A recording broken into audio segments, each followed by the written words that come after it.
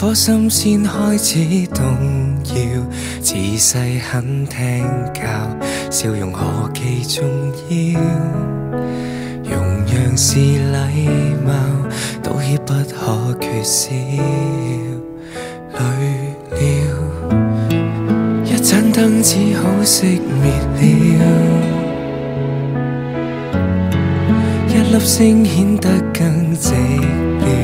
難道我寧願他人好，最後連想講出感覺亦怕很無聊，存在亦變得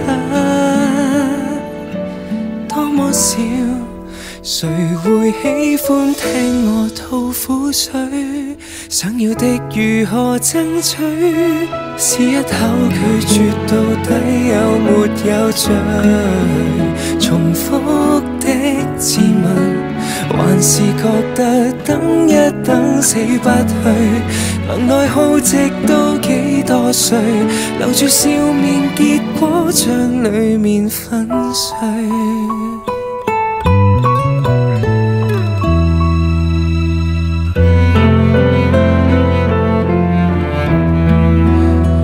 再怪原生家庭悶得很，我未能圈出界線，可怎麼不忿？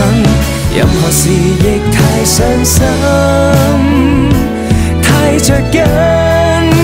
誰會喜歡聽我吐苦水？想要的如何爭取？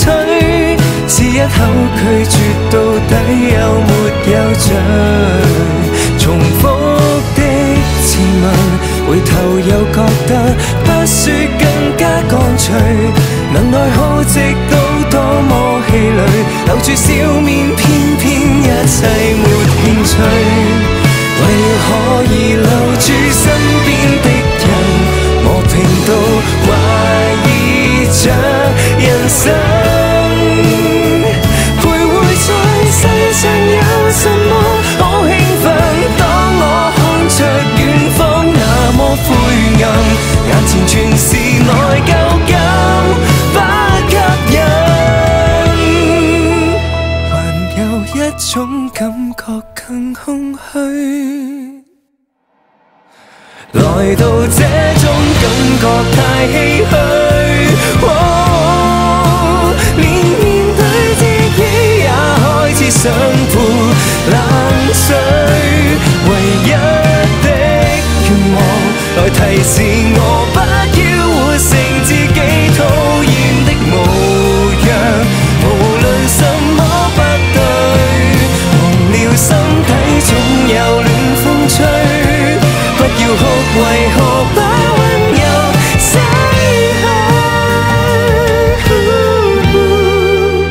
來撫心自問，仍能如孩子笑着睡，能已盡好不反對，期望有份美好不會